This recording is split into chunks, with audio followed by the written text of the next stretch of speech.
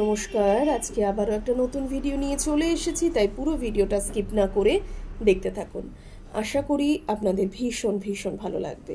আজকে চলে এসেছি জালিয়ানওয়ালাবাগে এবং এসেই প্রথমে আমরা 10 মিনিটের থিয়েটার শোটা দেখে নিলাম। এরপর জালিয়ানওয়ালাবাগের হত্যাকাণ্ড সম্পর্কে বিস্তারিত তথ্য প্রতিটি জায়গাতেই দেওয়া রয়েছে। 1919-এর 13ই এপ্রিল এই দিন ছিল একটা বৈশাখীর দিন। এই সময় বহু ভারতীয় বা বহু মানুষ স্বর্ণ মন্দির দর্শন করতে এসেছিলেন। স্বর্ণ মন্দির দর্শন করে তারা জালিয়ানওয়ালাবাগে এসেছিলেন একটি সভা করবেন বলে। এবং সেই সময় বর্তমান যিনি জেলার ছিলেন তিনি অযাচিতভাবে সকলের ওপরে গুলি চালায় এবং তাতে বহু মানুষ নিহত হয়।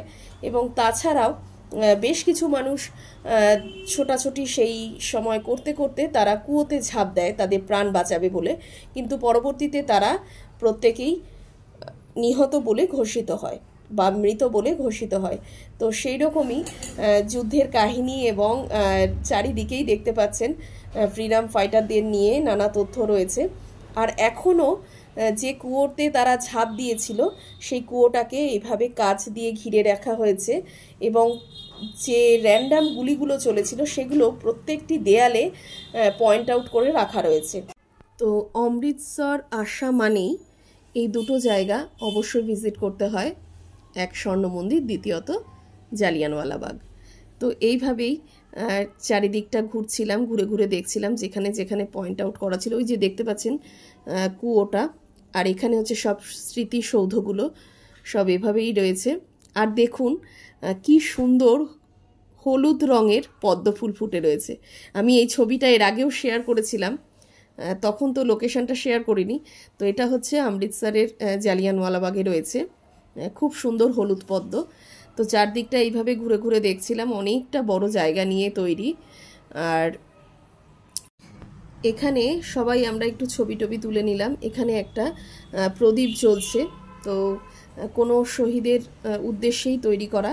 আর এখানে ডিরেকশন দেওয়া রয়েছে কোন দিকে কোন রাস্তাটা, মানে কোন দিকে টেম্পল পড়বে, কোন দিকে জালিয়ানওয়ালাবাগটা রয়েছে সেইটাই। তো এগুলো দেখে দেখেই এবার বেরিয়ে পড়লাম এবার মার্কেটের দিকে। এটা হচ্ছে অমৃতসরের মার্কেট, চারিদিকে প্রচুর দোকানপাট। তো অনেক কিছু চিন্তা ভাবনা করতে করতেই সকালে বেরিয়েছি যে রাতে এসে এখানে বাদাম লস্যি খাওয়া হবে, কারণ অমৃতসরে আসা মানেই তো লস্যি। তো মার্কেটে আরও অনেক কিছু বিক্রি ছিল অনেক ধরনের ওড়না, চুড়িদারের সেট। আর মন্দিরে ঢোকা মানেই তো মাথাটা ঢেকে ঢুকতে হবে, তো সে কারণে এখানে প্রচুর চুড়িদারের পিস, ওড়না সুন্দর সুন্দর এগুলো সব পাওয়া যাচ্ছিল। তো চারিদিকে মার্কেটটা ঘুরতে ঘুরতে এরপর আমরা চলে যাব মন্দিরের ভেতরে। তো এখন বেশ জমজমাট দেখতেই পাচ্ছেন। এই বছরে বোধহয় বহু মানুষ গেছে, বিশেষ করে বাঙালিরা তো সবাই বোধহয় এবার কাশ্মীরেই এসেছে। তো এখন আমরা মন্দিরের দিকে প্রবেশ করছি। আর প্রথমে এখানে লাইন দিয়ে একটা কাউন্টার থেকে বস্তা নিয়ে নিতে হবে এবং সেখানে আমাদের সকলের জুতোগুলো নিয়ে টোকেন দিয়ে আমরা জুতোগুলো জমা দিয়ে তারপর মন্দিরের ভেতরে প্রবেশ করব। তো যাওয়ার পথে দেখুন মন্দিরটা কি অসাধারণ সুন্দর, সত্যি মানে দিনে যেমন সুন্দর রাতে ঠিক তার থেকে আরও বেশি সুন্দর লাগছিল দেখতে। তো এখন আমরা একটু এখানে লাঙ্গার করে নেব। আর মন্দিরে যাওয়ার পথে দেখছিলাম পুকুরটাতে কি সুন্দর মাছ, কত কালারিং মাছ রয়েছে। আর এখানকার মানুষেরা আমাদের বলছিলেন যে এখানে স্নান করুন, আপনারা কুম্ভে স্নান করার জন্য এত ছোটাছুটি করছেন, তার থেকে এখানে স্নান করুন, আপনাদের পরম তৃপ্তি হবে, শান্তি হবে, এইসব বলছিলেন এখানকার মানুষেরা।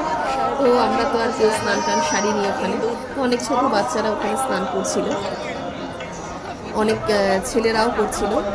তো যাই হোক, সেই সব দেখতে দেখতে এখন আমরা ভেতরে প্রবেশ করব মন্দিরের ভেতরে। আর বহু জায়গায় জলের ব্যবস্থা রয়েছে যেখান থেকে হাত পা ভালো করে ধুয়ে তারপর আসতে হয়। তো এখানে এখন আমরা থালা আর বাটি নিয়ে নিয়েছি লাঙ্গার করব বলে। এর সাথে আরও একটা তথ্য আপনাদের সাথে শেয়ার করি। মন্দিরের ভেতরে গায়ে হাত দিয়ে ছবি তোলা এগুলো কিন্তু একেবারেই ওনারা পছন্দ করেন না, এবং খাবারটা নেবার সময় 2 হাত পেতে খাবারটা নিতে হয়। তো এগুলো আমরা ওখানে বসেই শিখতে পারলাম, মানে ওনারাই আমাদের বলে দিলেন। তো এখন লাঙ্গার শেষ করে আমরা হোটেলে ফিরবো। তো ভিডিওটিও আমি এখানেই শেষ করছি। সকলে খুব ভালো থাকুন, সুস্থ থাকুন, সাবধানে থাকুন। ধন্যবাদ।